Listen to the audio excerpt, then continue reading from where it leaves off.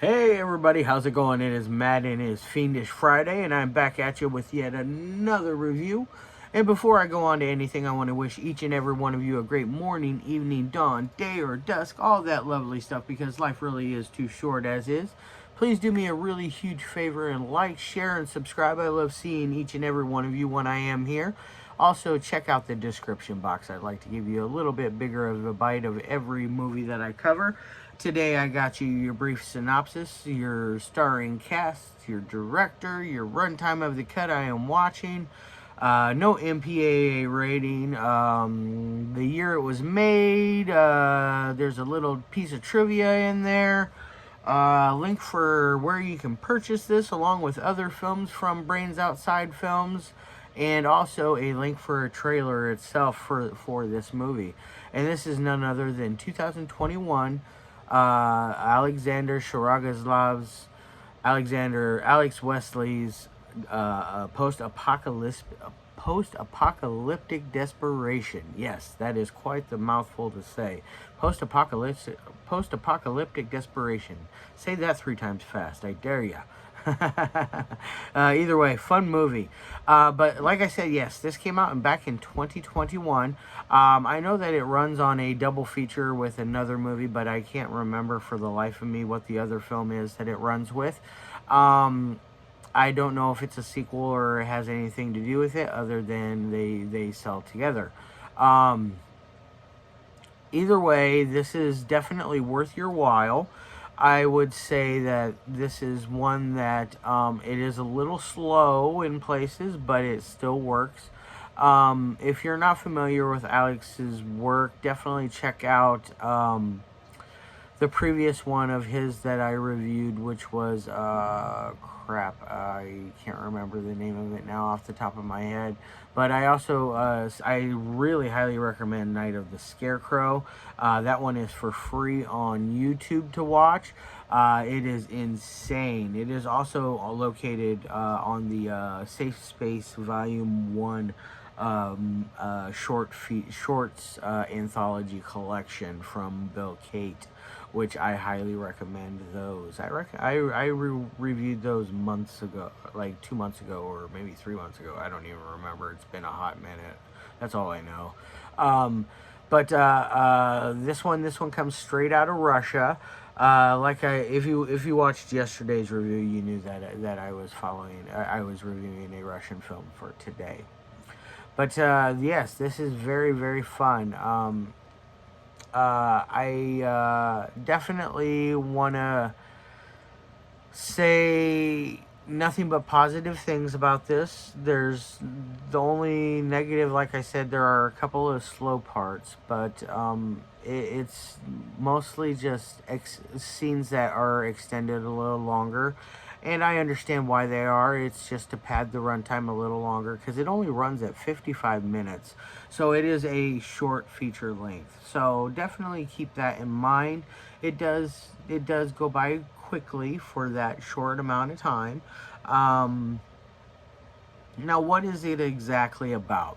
It's about these soldiers that get stuck in a alternate dimension or realm or a different portal of time, and in that time that different realm, it is post-apocalyptic. The world has ended. There is dead bodies everywhere. The people that have survived have mutated and they have turned cannibalistic. They are no longer regular human beings. They feed off of any bit of human that they find, whether it is fresh or old human being. It gets pretty gnarly on that aspect. So if cannibalism is one of those things that makes you squeamish, do not watch this one. Because it definitely has some pretty gnarly cannibalism in it. There's a magical scene where 2 of the soldiers are sitting there, and one of them is boiling a pot of severed fingers, in which he starts to eat, and he in turn gets the other soldier to finally eat one of them, and he is very nauseous and doesn't feel up to it, which I don't blame him. It would be hard for me to want to eat somebody's severed fingers, especially, you know, not knowing where they came from. That's kind of gross. Yeah, but and you know, there's also other like pretty gnarly scenes. Like there's a scene where our timid soldier he's captured, and the the bad guys soldiers are experimenting on him, and they have removed his chest, the skin from his chest, and you can see his rib cage. And he wakes up in the middle of this process, and he's screaming and freaking out, as any smart person would. I would freak out myself, just because that is one of those things. It's like, holy crap, what do you do when you're stuck in that situation? It's very scary. Um, there is lots of really neat, cool gore gags in here. Just even the dead bodies laying around, the body parts laying around. There's a scene where one of the mutated people is playing with a dead baby, and that scene is very cringy because it's like, oh shit, that's a dead baby. For one, and for two, it's like the way he's playing with it. It's kind of like he's playing with it like it's still alive, you know, and it's messed up. Good job, Alex. That was just like, oh, mwah. That was a coup de grace over there for me. It just like really set it over the top, and really made it fire. You know, it just, wow. It was cool. I know I'm messed up. I'm depraved, but that's okay. Um, Now, as far as any other kind of gore gags go, there is, like I said, lots of dead bodies. Some of these dead bodies I recognize. I am guessing he's reused some of them, or at least modeled some of them for his remake of the violent shit film he is working on, which is called Butcher Shitter.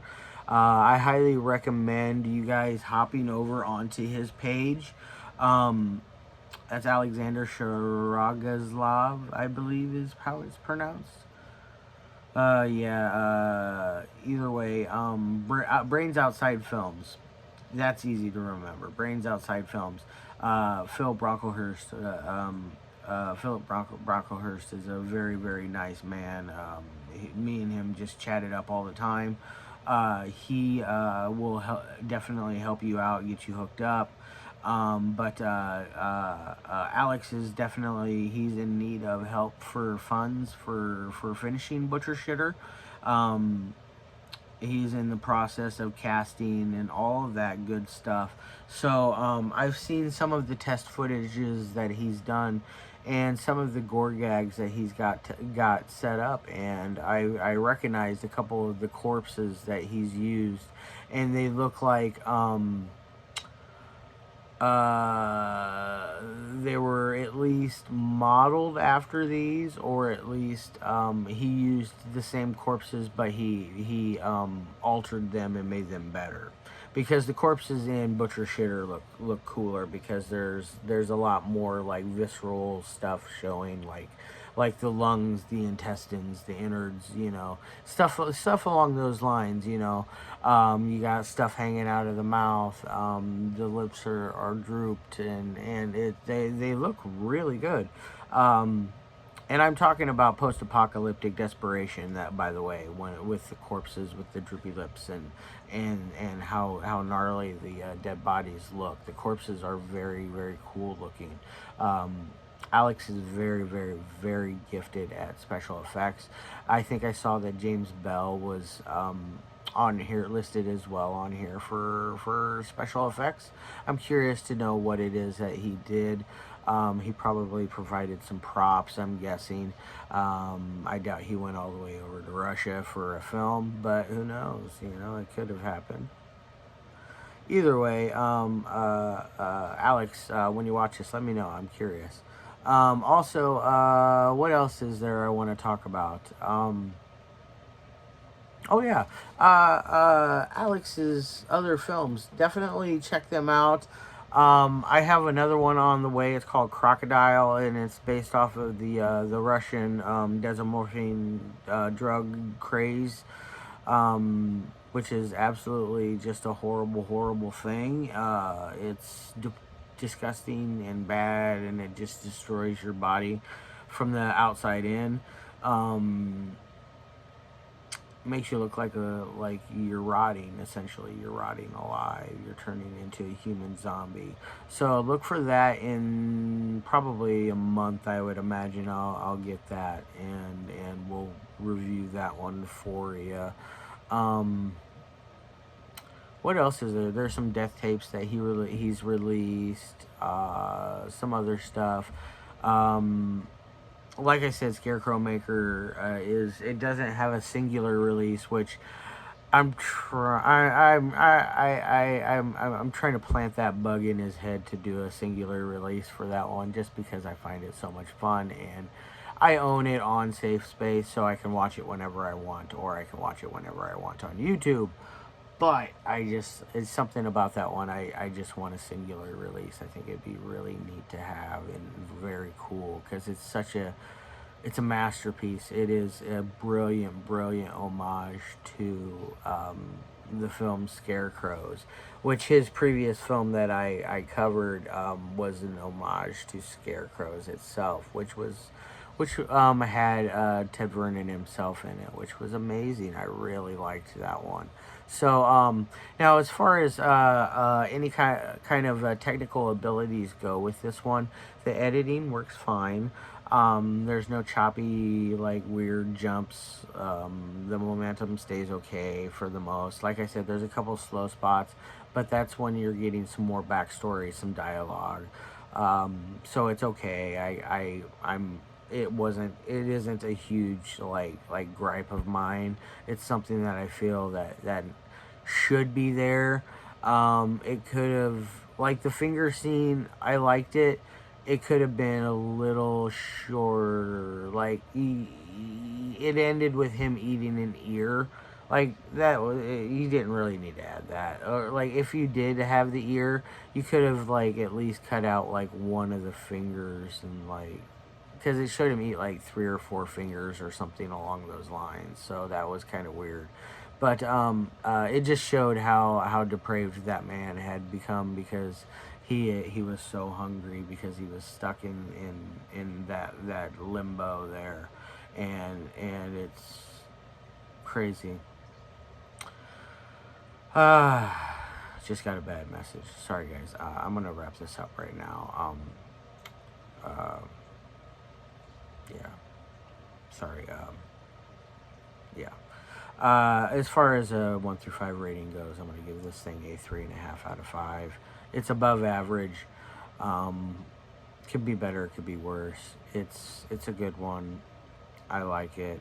I highly recommend it, and I hope you guys run out and grab a copy. I'll be back tomorrow, hopefully. I'm going to be doing one from a young French, or not French. Why did I say French? A young Canadian director named by the name of Ben. I'm not gonna say his last name, because I know I'll murder it, just like I murder Alexander's last name. But tomorrow I got a short for you. It runs about the same amount of time. I think it's like 55 minutes as well. But either way, it's yeah. Tune in tomorrow, guys, and then Sunday I got some bills above for you. All right, love your faces.